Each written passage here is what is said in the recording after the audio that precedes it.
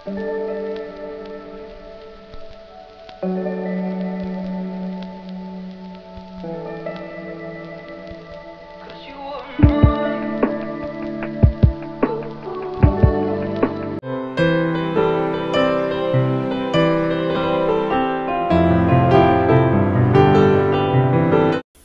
ಕೃಷ್ಣ, ಶುಭ ದಿನ ಎಲ್ರಿಗೂ. ಹೇಗಿದ್ರೆ ಎಲ್ಲರೂ ಚೆನ್ನಾಗಿರ್ತೀರಾ ಅಂದ್ಕೊತೀನಿ.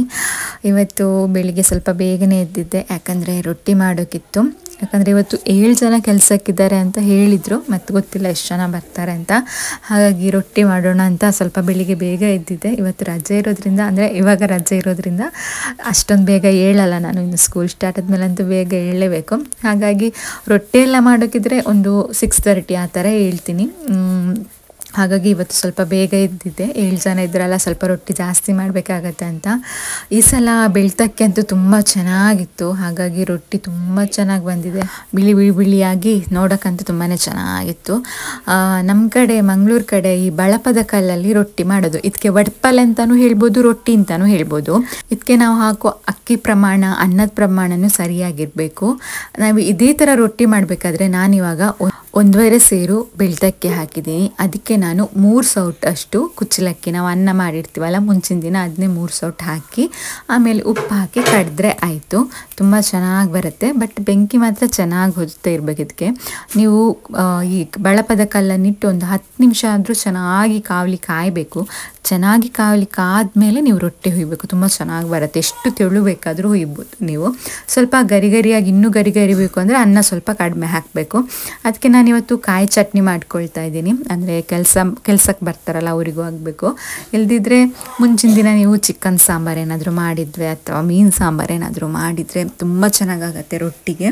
ಅದರಲ್ಲೂ ನಾವು ಒಡ್ಪಲೆಲ್ಲ ಮಾಡ್ತೀವಲ್ಲ, ಅಂದರೆ ಬಳಪದ ಕಲ್ಲಲ್ಲಿ ಮಾಡೋ ರೊಟ್ಟಿಗೆ ಮೀನು ಸಾರು ಮತ್ತು ಚಿಕನ್ ಸಾರು ಒಳ್ಳೆ ಕಾಂಬಿನೇಷನು.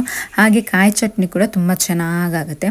ಇಲ್ಲೆಲ್ಲ ಅತ್ತೆಯವರೆಲ್ಲ ಮುಂಚೆ ಎಲ್ಲ ಸಂಜೆ ಹೊತ್ತು ಜಾಸ್ತಿ ರೊಟ್ಟಿನ ಮಾಡ್ತಿದ್ರಂತೆ. ಬೆಳಿಗ್ಗೆ ಟೈಮ್ ಆಗ್ತಿರಲಿಲ್ಲ, ಸಂಜೆ ಹೊತ್ತಲ್ಲಿ ಕೆಲಸದಿಂದ ಬಂದು ಮಕ್ಕಳಿಗೆ ರೊಟ್ಟಿ ಮಾಡಿಕೊಡ್ತಿದ್ದಂತ ಅತ್ತೆ ಹೇಳ್ತಾಯಿದ್ರು. ಅವಾಗ ಮೀನು ಸಾರೆಲ್ಲ ಕಡಿಮೆ ಮಾಡ್ತಿದ್ರಲ್ಲ, ಅವಾಗೆಲ್ಲ ಅವರಿಗೆಲ್ಲ ತುಂಬ ಖುಷಿ ಅಂತೆ.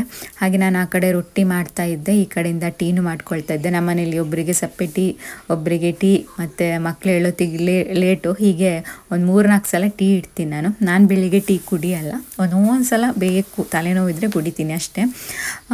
ಈ ಕಡೆ ಒಂದು ರೊಟ್ಟಿ ಮಾಡ್ಕೊಳ್ಳೋದಕ್ಕೆ ನಿಮಗೆ ಆ ಕಡೆ ಬೇರೆ ಕೆಲಸ ಮಾಡ್ಬೋದು. ಬಟ್ ನೋಡ್ತಾ ಇರಬೇಕು, ಒಂದು ಸ್ವಲ್ಪ ಲೇಟಾದರೂ ರೊಟ್ಟಿ ಸುಟ್ಟು ಹೋಗುತ್ತೆ, ಬೆಂಕಿ ಜಾಸ್ತಿ ಇರತ್ತಲ್ವ. ಹಾಗಾಗಿ ನೋಡ್ಕೊಳ್ತಾ ಇರಬೇಕು. ಈ ಕಡೆ ಒಂದೊಂದೇ ರೊಟ್ಟಿ ಹೊತ್ತಿಗೆ ಆ ಕಡೆ ನೀವು ಟೀ ಮಾಡ್ಕೊಳ್ಬೋದು, ಅಥವಾ ಕಾಯಿ ಚಟ್ನಿ, ನಿಮ್ಮ ಕೆಲಸ ಏನಾದರೂ ಬೇರೆ ಇದ್ದರೆ ಮಾಡ್ಕೊಳ್ಬಹುದು. ಅಥವಾ ರೊಟ್ಟಿನೇ ಹುಯ್ತಾ ಕೊಡ್ತೀವಿ ಅಂದರೆ ಅದು ಓಕೆನೇ. ಇವಾಗಂತೂ ನನಗೆ ರೊಟ್ಟಿ ಹುಯ್ಯೋಕ್ಕೆ ತುಂಬಾ ಇಷ್ಟ. ಯಾಕಂತ ಹೇಳ್ತೀರಾ, ಇವಾಗ ಮಳೆ ಬರ್ತಾ ಇದೆ, ತುಂಬ ಚಳಿ ಇರುತ್ತೆ. ಬೆಳಗ್ಗೆ ಟೈಮಲ್ಲಿ ಬೆಂಕಿ ಎದುರುಗಡೆ ನಿಂತ್ಕೊಂಡು ರೊಟ್ಟಿ ಹುಯ್ತಾ ಇದ್ದರೆ ಆಹಾ ಅಂತ ಅನಿಸುತ್ತೆ. ಅದೇ ಸೆಕೆ ಟೈಮಲ್ಲಿ ಮಾತ್ರ ನನಗೆ ರೊಟ್ಟಿ ಹುಯ್ಯೋಕ್ಕೆ ತುಂಬಾ ಸಿಟ್ಟು ಬರುತ್ತೆ. ನನ್ನ ಕೈಲಿ ಆಗೋದಿಲ್ಲ, ಎಂಥ ಸೆಕೆ ಗೊತ್ತಾ, ಫುಲ್ ಬೆಳಿಗ್ಗೆನೇ ಬೇವ್ರು ಇಳಿಯುತ್ತೆ, ಅಷ್ಟು ಸೆಕೆ ಆಗುತ್ತೆ. ಹಾಗೆ ನಾನು ಬೆಳಿಗ್ಗೆ ಎದ್ದ ಕೂಡಲೇ ಫ್ರೆಶ್ ಅಪ್ ಆದಮೇಲೆ ಬಿಸಿನೀರಂತೂ ಬೇಕೇ ಬೇಕು ನನಗೆ. ಬಿಸಿನೀರು ಕುಡಿದು ಹಾಗೆ ಸ್ವಲ್ಪ ಸೀಡ್ಸ್ ಇರುತ್ತಲ್ವ, ಕಾಳುಗಳು, ಇದನ್ನು ನಾನು ಅಮೆಝಾನಲ್ಲಿ ತಗೊಂಡಿದ್ದು. ಇದಕ್ಕೆ ಎಷ್ಟು 250 ಏನೋ ಕೊಟ್ಟಿದ್ದೆ ಒಂದು ಬಾಕ್ಸಲ್ಲಿ. ಅದನ್ನ ಸ್ವಲ್ಪ ಫ್ರೈ ಮಾಡಿಕೊಂಡು ಡಬ್ಬದಲ್ಲಿ ಹಾಕಿಟ್ಕೊಂಡೆ. ನಮಗೆ ಪ್ರೋಟೀನ್ ಎಲ್ಲ ಕಡಿಮೆ ಆಗಿರೋದ್ರಿಂದ, ಅಂದರೆ ಹೆಚ್ಚಾಗಿ ಲೇಡೀಸ್ಗೆ ಪ್ರೋಟೀನು, ವಿಟಮಿನ್ ಎಲ್ಲ ಆಲ್ಮೋಸ್ಟ್ ಕೆಲವರಿಗೆ ಕಡಿಮೆ ಇರುತ್ತೆ. ಅಂಥವ್ರಿಗೆ ಈ ಸೀಡ್ಸ್, ಬೀಜಗಳನ್ನ ತಿನ್ನೋದ್ರಿಂದ ತುಂಬ ಒಳ್ಳೆಯದಾಗತ್ತೆ, ಹೆಲ್ತ್ ಬೆನಿಫಿಟ್ಸ್ ಸಿಗತ್ತೆ. ಪ್ರೋಟೀನ್ ಅಂಶ ಆಗಲಿ, ಹಾಗೆ ಕ್ಯಾಲ್ಶಿಯಮ್ ಆಗಲಿ, ಈ ಥರದ ಕೆಲವೊಂದು ಅಂಶಗಳು ಸಿಗುತ್ತೆ. ನಿಮಗೇನಾದರೂ ಇದ್ರ ಬಗ್ಗೆ ಮಾಹಿತಿ ಬೇಕು ಅಂದರೆ ಕಮೆಂಟ್ ಮಾಡಿ, ನಾನು ಇನ್ನೊಂದು ಸಲ ವೀಡಿಯೋದಲ್ಲಿ ಹೇಳ್ತೀನಿ. ಹಾಗೆ ನಮ್ಮನೇಲಿ ಪಪ್ಪಾಯಿ ತುಂಬಾ ಇದೆ. ಬೆಳಿಗ್ಗೆ ಎದ್ದ ಕೂಡಲೇ ಖಾಲಿ ಹೊಟ್ಟೆಯಲ್ಲಿ ತಿಂತೀವಿ. ಇದರಲ್ಲಿ ಮಿನರಲ್ ಅಂಶ, ಫೈಬರ್ ಅಂಶ, ವಿಟಮಿನ್ ಎ, ಸಿ, ಕೆ ತುಂಬಾ ಇದೆ. ಇದರಿಂದ ನಿಮಗೆ ಜೀರ್ಣಕ್ಕೂ ಒಳ್ಳೆಯದು. ಹಾಗೆ ಇದನ್ನ ತಿಂದರೆ ತುಂಬ ಶಕ್ತಿನೂ ದೊರೆಯುತ್ತೆ ದೇಹಕ್ಕೆ. ಹಾಗೆ ಬೇಗ ಹಸಿವು ಆಗಲ್ಲ. ವೆಯ್ಟ್ ಲಾಸ್ ಮಾಡೋರ್ಗೂ ತುಂಬಾ ಒಳ್ಳೆಯದು ಅಂತ ಹೇಳ್ಬೋದು. ಹಾಗೆ ನಮ್ಮ ಸ್ಕಿನ್ಗೂ ತುಂಬ ಒಳ್ಳೆಯದು.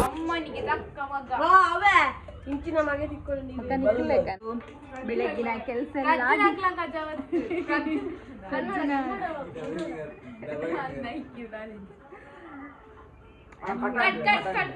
ಮಲ್ಪುಗ ನನಗೆ ನೀರು ವನಜಕ್ಕಲ್ಲ ಬರ್ತದೆ. ವನಜಕ್ಕ ಅಂದ್ರೆ ರನ್ನಿಂಗ್ ರೇಸ್ ಅಂಟದ ವನಜಕ್ಕ ಅಂದ್ರೆ ರನ್ನಿಂಗ್ ರೇಸ್. ಪ್ರಜ್ಜಿಗೆ ಅಮ್ಮಂದು ನೀರುಳ್ಳಿ ಟೊಮೆಟೊ ಖಾಲಿಯಾಗಿತ್ತು, ಅದಕ್ಕೆ ನಾನು ಜೀತುವನ್ನು ಕಳಿಸಿದ್ದು.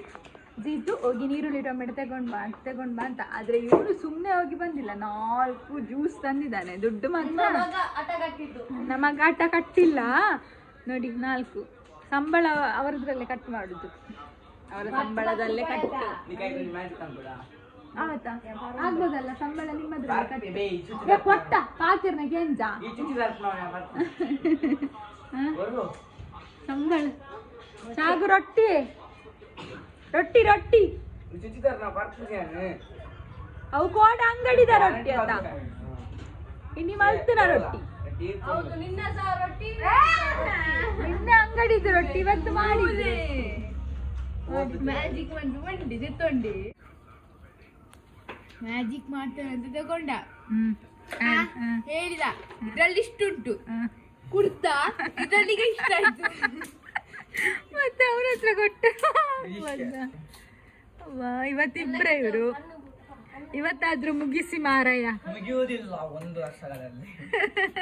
1 ವರ್ಷ ನೀವು ಸ್ಕೂಲ್ಗೆ ಹೋಗುದಿಲ್ವಾ? ಸ್ಕೂಲ್ಗೆ ಹೋಗಲ್ವಾ? ಇವನು SLC, ಅವನು PUC. ನೋಡುವಾಗ ಉಲ್ಟಾ ಇಲ್ವಾ? ಅದು SLC, ಇದು PUC ಆಗಿ ಉಂಟು ಮುಖ. ಅವನ ಕ್ರಾಕ್ಸ್ ಅವನ ತರವೇ. ಅದು ಗೋಲ್ಡನ್ ಕೋಟೆಡ್ ಕ್ರಾಕ್ಸ್ ಉಂಟು. ಚಿನ್ನದ ಕ್ರಾಕ್ಸ್. ಬಜ್ಜಾಯಿ ಕಳ್ದಲ್ಲ, ಬಜ್ಜಾಯಿ ಸುಲ್ದು ಜಾಗ ಇರ್ಲಿಲ್ಲ. ಅದೇ ಅವನಿಗೆ ಜೀತಿಗೆ ಹಣ ಇಡ್ಲಿಕ್ಕೆ ಜಾಗ ಇರ್ಲಿಲ್ಲ, ಅಡಿಕೆ ಸುಲ್ದು. ಮಕ್ಕಳನ್ನು ಮೆಚ್ಚಬೇಕು ಒಂದು ವಿಷಯದಲ್ಲಿ, ರಜೆಯಲ್ಲಿ ಸುಮ್ಮನೆ ಕೂರಲ್ಲ, ದುಡಿತಾರೆ, ಹಾಗೆ ಖರ್ಚು ಮಾಡ್ತಾರೆ. ಮೊಬೈಲ್ ತಗೊಂಡಿಲ್ಲ, ಅವರಷ್ಟಾದ್ರೂ ಮಾಡ್ತಾರೆ ಅಲ್ಲ, ಅವರಷ್ಟಾದ್ರೂ ಮಾಡ್ತಾರೆ ಅಲ್ಲ. ಇವಳು ಇತ್ರ ಇಲ್ಲದ ಮೇಲೆ ಮಲ್ಪು ಸತ್ಯ ಜ್ಯೂಸ್ ಸತ್ಯ ಅಂತ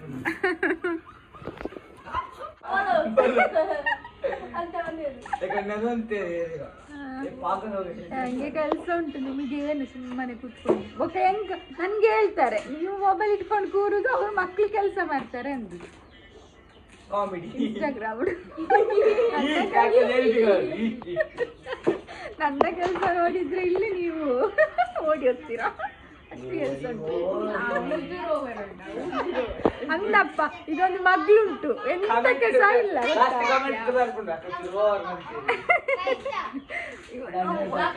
ಅದಕ್ಕಿಂತ ನನ್ನ ಮಗ ಆಗ್ಬೋದು, ನಂಗೆ ಸ್ವಲ್ಪ ಹೆಲ್ಪ್ ಆದ್ರೂ ಮಾಡ್ತಾನೆ. ಮಗಳು ನಂದು ಅಡುಗೆ ಎಲ್ಲ ಆಯಿತು. ನಾವಿವತ್ತು ಮೀನು ಮಾಡಬೇಕು ಅಂತ ಅಂದ್ಕೊಂಡಿದ್ದು, ಬಟ್ ಮೀನು ಮಾಡಲಿಕ್ಕೆ ಮೀನು ಬರಲಿಲ್ಲ. ಅದಕ್ಕಾಗಿ ಬೇಳೆ ಸಾರು, ಇವಾಗ ಆಮ್ಲೆಟ್ ಮಾಡ್ತಾ ಇದ್ದೀನಿ. ಹಾಗೆ ಎಂತ ತೆಕ್ಕರೆ ಇದೆಯಲ್ಲ, ಸಣ್ಣ ಸೌತೆ ಅದದ್ದು ತೆಕ್ಕರೆದ್ದು ಎಂತ ಹೇಳ್ತಾರೆ ಅದಕ್ಕೆ, ನಂಗೆ ಕನ್ನಡದಲ್ಲಿ ಎಂತ ಹೇಳ್ತಾರೆ ಅಂತ ಗೊತ್ತಿಲ್ಲ. ಚಟ್ನಿ ಥರ ಮಾಡಿ ತೆಕ್ಕರೆನ, ಅಂದರೆ ಸಣ್ಣ ಸೌತೆ ಗೊತ್ತಿರ್ಬೋದು ನಿಮಗೆ, ಮುಳ್ಳು ಸೌತೆ ಅಂತ ಹೇಳ್ತಾರೆ ಅಂತ, ಅದನ್ನ ಸಣ್ಣದಾಗಿ ಕಟ್ ಮಾಡಿ ಹಾಕಿ ಒಂದು ಒಗ್ಗರಣೆ ಕೊಡೋದು, ಸೂಪರ್ ಆಗುತ್ತೆ. ಇವತ್ತಿಗೆ 2 ವಾರ ಆಯಿತು ಕೆಲಸ ಶುರುವಾಗಿ, ಅಂದರೆ ತೋಟದ ಕೆಲಸ ಇವತ್ತಿಗೆ ಲಾಸ್ಟ್ ಆಗುತ್ತೆ. ಮಕ್ಕಳು ಅಡಿಕೆ ಸುಲಿಕ್ಕೆ ಇನ್ನೂ 1-2 ದಿನ ಇರಬೇಕು. 2 ವಾರ ನಾನು ವ್ಲಾಗೇ ಮಾಡಿರಲಿಲ್ಲ, ಕೆಲಸ ಇರುವಾಗ ವ್ಲಾಗ್ ಮಾಡೋಕ್ಕೆ ಆಗಲ್ಲ. ಹಾಗಾಗಿ ಇವತ್ತು ಮೀನಿನ ಬದಲಿಗೆ ಬೇಳೆ ಸಾರು, ಆಮ್ಲೆಟು, ಆಮೇಲೆ ಮುಳ್ಳು ಸೌತೆದು ಒಂದು ರೆಸಿಪಿ ಅಷ್ಟೇ.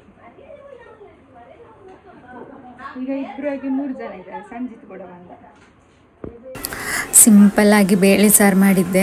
ಅದು ಮಣ್ಣಿನ ಸಣ್ಣದೊಂದು ಮಣ್ಣಿದು ಮಡಿಕೆ ಇತ್ತು, ಮೊನ್ನೆ ತೆಗೊಂಡಿದ್ದೆ. ನಂಗೆ ತುಂಬ ಇಷ್ಟ ಇದು ಸಣ್ಣದು, ಅದರಲ್ಲಿ ಬೇಳೆ ಸಾರು ಮಾಡಿದ್ದೆ, ತುಂಬ ಚೆನ್ನಾಗಿ ಬಂದಿತ್ತು ಬೇಳೆ ಸಾರು. ಹಾಗೆ ಆಮ್ಲೆಟ್ ಮಾಡಿದ್ದೆ. ಕೆಲಸಕ್ಕೆ ಇರುವಾಗ ಖಾಲಿ ಬೇಳೆ ಸಾರು ಕೊಟ್ಟರೆ ಸರಿಯಾಗಲ್ಲ, ಹಾಗಾಗಿ ಆಮ್ಲೆಟ್ ಮತ್ತು ಆವಾಗಲೇ ಹೇಳಿದಾಗೆ ಚಟ್ನಿ ಮಾಡಿ, ಕಾಯಿ ಚಟ್ನಿ ಮಾಡಿ, ಅದಕ್ಕೆ ಒಂದು ಸೌತೆ ಅಂದರೆ ಮುಳ್ಳು ಸೌತೆ, ಸಣ್ಣ ಸೌತೆಯನ್ನು ಹೆಚ್ಚಿ ಹಾಕಿ ಒಂದು ಒಗ್ಗರಣೆ ಕೊಟ್ಟರೆ ತುಂಬ ಚೆಂದ ಆಗುತ್ತೆ. ನನಗೆ ತುಂಬ ಇಷ್ಟ ಅದು, ಹೊಟ್ಟೆ ತುಂಬ ಊಟ ಮಾಡ್ತೀನಿ ನಾನು. ಇಲ್ಲಿ ನನ್ನ ಮಗಂದು ಸರ್ಕಸ್ ಆಗ್ತಾ ಉಂಟು ನೋಡಿ, ಗೋಣಿ ಚೀಲ ಇಟ್ಟಿದ್ರು, ಅದರ ಮೇಲೆ ಒಂದು ಸರ್ಕಸ್ ಅಂತೆ. ಅಮ್ಮ ನಂದು ವಿಡಿಯೋ ಮಾಡು ಅಂತ ಹೇಳ್ತಿದ್ದ. ಟೀ ಟೈಮು, ಇವರು ಉಂಟಲ್ಲ ಫುಲ್ ಕೆಟ್ಟಿದ್ದು ಜನಗಳು, ದಾದ ಮಲ್ಪೆರೆ ಬರ್ತೀನಿ ಇಕ್ಲು ದಾದ ಮಲ್ಪೆರೆ ಎಂತ ಮಾಡ್ಲಿಕ್ಕೆ ಇವರು ನಾನು ಕೃಷ್ಣ ಎಲ್ಲ ಮಲಗಿದ್ವಿ ನಮ್ಮ ಕಿಟಕಿಯಿಂದ ಫುಲ್ಲು ಇದು ಅಡಿಕೆದು ಸಿಪ್ಪೆಗೆ ಬೆಂಕಿ ಹಾಕಿ ಅದ್ರ ಹೊಗೆಯನ್ನು ಒಳಗಡೆ ಹಿಡಿತಾ ಇದ್ದಾರೆ ಇಬ್ರು. ನನ್ಗೆ ಎಚ್ಚರ ಆಯ್ತು, ಅವ್ರು ನಮ್ಗೇನಾದ್ರೂ ಒಂದು ಮಾಡುವ ಅಂತ ಮಾಡಿದ್ದೆ ಎದುರಿಸ್ಲಿಕ್ಕೆ. ಅಷ್ಟೊತ್ತಿಗೆ ನನ್ಗೆ ಮತ್ತು ಕೃಷ್ಣನ್ಗೆ ಎಚ್ಚರ ಆಯ್ತು. ನಾನು ಸುಮ್ಮನೆ ಅದೇ, ನಂಗೆ ಗೊತ್ತಿತ್ತು ಅಷ್ಟೊತ್ತಿಗೆ ಅತ್ತೆ ಮಲಗಿದ್ರು. ಅಲ್ಲಿಗೆ ಫುಲ್ ಅದು ಹೊಗೆ ಬಂತು, ಇಬ್ರು ಎದ್ದು ಬಿದ್ದು ಅಂತ ಪಿಡ್ಚೋ ಸಿಪ್ಪೆಯನ್ನು ಕಿಟಕಿಯಿಂದ ಎಳಿತಿದ್ದಾರೆ.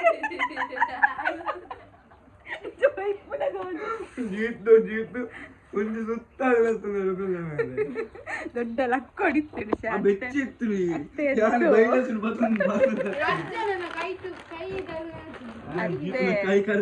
ಅತ್ತೆ ಎದ್ದು ಇಬ್ರಿಗೂ ಸರ್ರಿ ಬೈಬೇಕಿತ್ತು.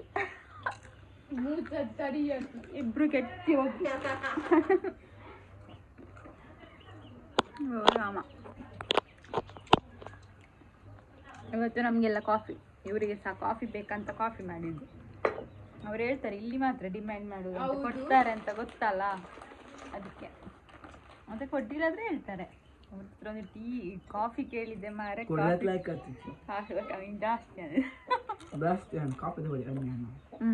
ಪೊಡಿ ಕಮ್ಮಿ ಅಂಡು ಪೇರು ಜಾಸ್ತಿ ಅಂಡು ಮಲ್ಪೇರು ಫಿಲ್ಟರ್ ಉಂಟು ನೀವು ಪನ್ನೀರ್ ಟೀ ಹೊಡ್ಜಿರದು ಈಗ ಬೇರೆ ಬೇತೊಂದು ಬೇತೆ ಇವತ್ತಿನ ದಿನ ಈ ಥರ ಹೋಯಿತು ಸಿಂಪಲ್ ಆಗಿ. ಈಗ ಸಂಜೆ ಅಷ್ಟೊತ್ತಿಗೆ ಮಕ್ಕಳು 5 ಗಂಟೆಗೆ ಕೆಲಸ ಎಲ್ಲ ಬಿಟ್ಟು ಆಡ್ತಾ ಇದ್ದಾರೆ. ಅದಕ್ಕೆ ತಮಾಷೆ ಮಾಡ್ತಾ ಇದ್ದೆ ನಾನು ಮಕ್ಕಳೆಲ್ಲ ಇದ್ದರೆ ತಮಾಷೆ ಮಾಡ್ತಾ ಮಾತಾಡ್ತಾ ರೇಗಿಸ್ತಾ ಎಲ್ಲ ಇರ್ತೀವಿ. ಇವತ್ತಿನ ಈ ಪುಟ್ಟ ವ್ಲಾಗ್ ನಿಮಗೆ ಇಷ್ಟ ಆಗಿರುತ್ತೆ ಅಂದ್ಕೊಳ್ತೀನಿ. ಇಷ್ಟ ಆದರೆ ಲೈಕ್ ಮಾಡೋದನ್ನು ಮರಿಬೇಡಿ, ಹಾಗೆ ಶೇರ್ ಮಾಡಿ, ತುಂಬ ಚೆನ್ನಾಗಿ ಕಾಮೆಂಟ್ಸ್ ಮಾಡಿ. ಓಕೆನಾ? ನಾಳೆ ಸಿಗ್ತೀನಿ.